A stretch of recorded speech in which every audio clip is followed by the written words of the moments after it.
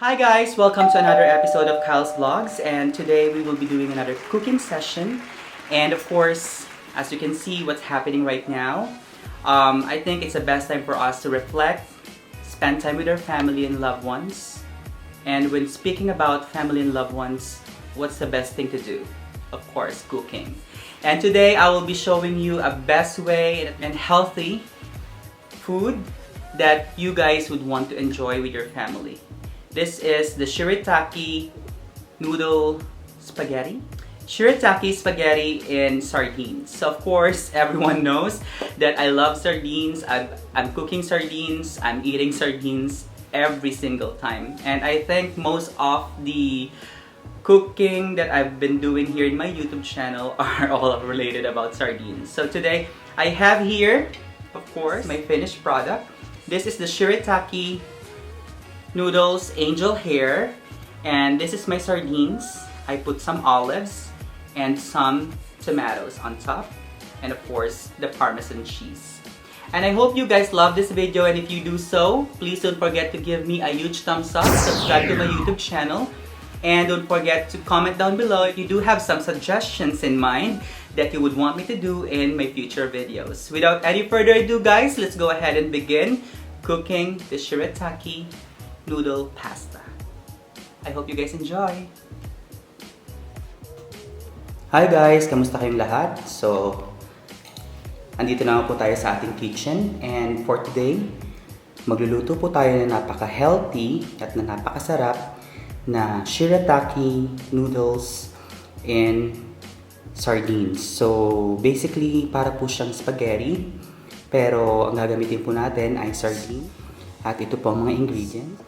Gagamit po tayo ng onions, garlic, ground black pepper, paprika, tomatoes, slice. Gagamit din tayo ng pepper na mamaya i-grind natin siya. Ang oil na gagamitin ko ay olive oil. And then meron din tayong olives. This is the pitted one. So ibig sabihin wala na siyang buto. And gagamitin tayo ng grated parmesan. And of course, ang ating Shirataki noodles. So madali lang tong food na to guys, or dish. And it's very healthy.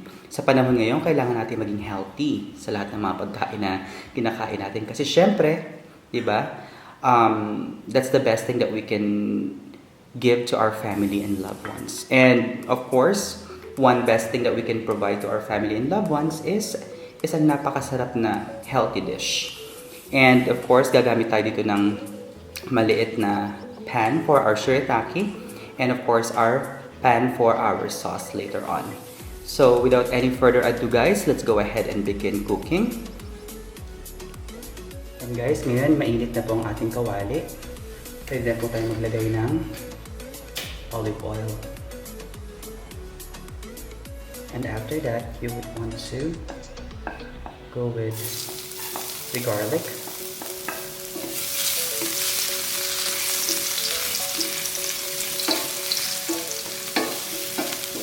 And guys, be careful. Make sure na hindi masunog yung garlic ninyo. Set it aside and put our onions.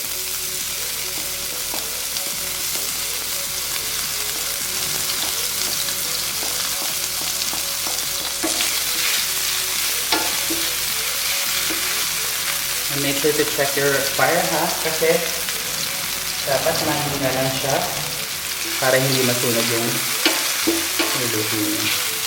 Meanwhile guys, on the other side of the stove, I'm waiting for my Shirataki noodles to boil. I'll let this boil for 3 to 5 minutes.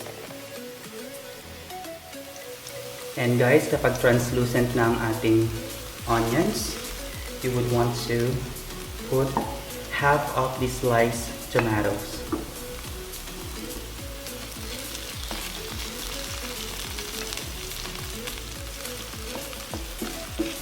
Hayaan muna natin siya hanggang sa madurog ng konti yung tomatoes natin. And as you can see guys, medyo nadurog na yung ating tomatoes. Pwede na natin ilagay this time yung ating sardines. This one can of sardines, I will be putting it all generously together with the sauce that will serve as the sauce of our shirataki pasta.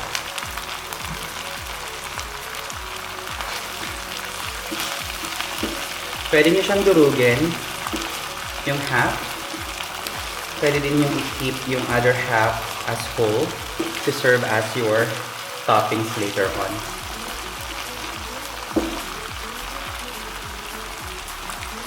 So, ang gagawin ko, dudurugin ko yung 2 piraso ng sardines.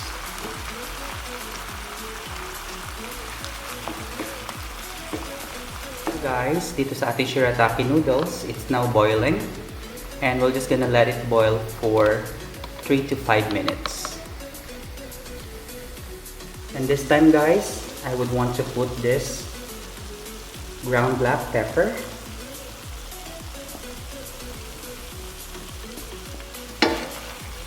Together with the paprika.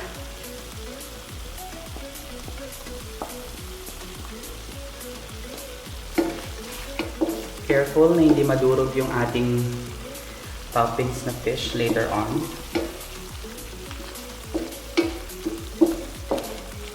Guys, don't you know that sardines is rich in omega-3? So, it's good for the heart. And it's rich in iron. And guys, I would want to add a small amount of rock salt.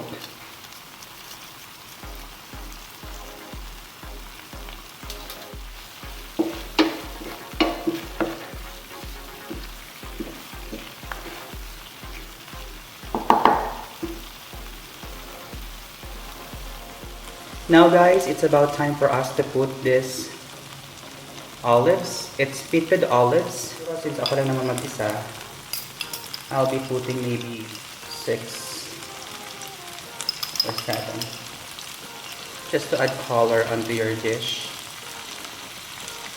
Okay na yan guys. The dish is not sticking onto the pan kasi this is a non-stick pan from IKEA, but I love this pan. I always use this in cooking my fried eggs, everything.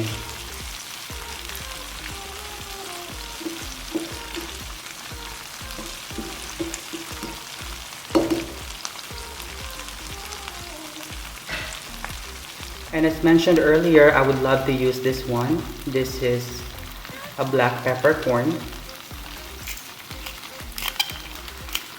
Iba kasi yung taste kapag ka meron siyang ganito compared dun sa instant na ground black pepper. I don't know. I just wanted to have this, you know. And at the same time yung feeling na nag-ano ako, nag-grind ako ng pepper. I just love doing it though. And now guys, we're done with our sauce. So we're just gonna go ahead and set this aside and we'll wait for our shirataki noodles to be cooked. And from there, we're gonna do the plating. Alright? Cool. And by the way guys, this is the shirataki noodles that I have used today. This is not a keto ready shirataki.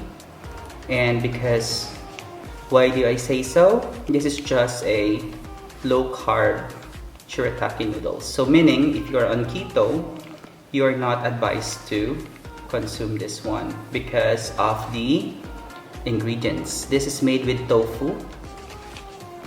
Let's read the ingredients.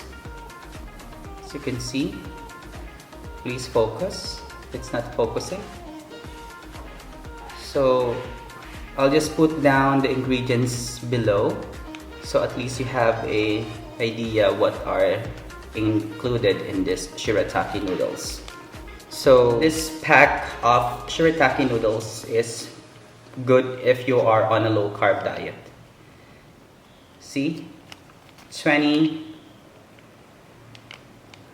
calories, 6 gram carbs, 0 gram sugar. So at least still no guilt feeling. Alright, I think our shirataki noodles is done. Let's go ahead and plate this pasta. And there you go, guys. So this is now our finished product for our shirataki pasta in sardines with olives and fresh tomatoes. And this is very healthy, guys. This is the best time for you to do home cooking with your family, especially you guys are all staying at home. So make the most out of this moment, and I think it's about time for you guys to reflect and share your best practices in cooking with your family and loved ones. I hope you guys all love this video, and if you love this video, please don't forget to give me a very huge thumbs up. If you're not yet subscribed to my YouTube channel, that's Kyle's Vlogs, and comment down below if you do have any suggestions that you would want me to cook in my next video. Anyhow, guys, thank you very much. Stay safe, and I'll see you on my next video. Bye!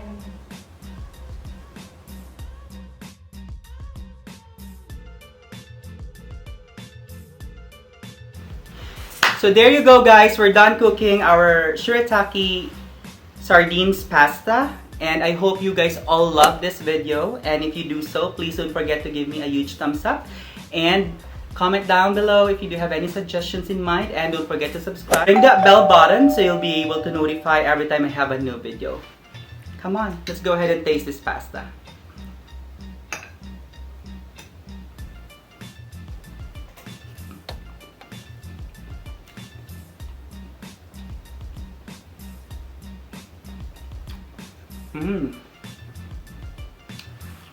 Tastes good. Alright, guys, see you in my next video. Bye.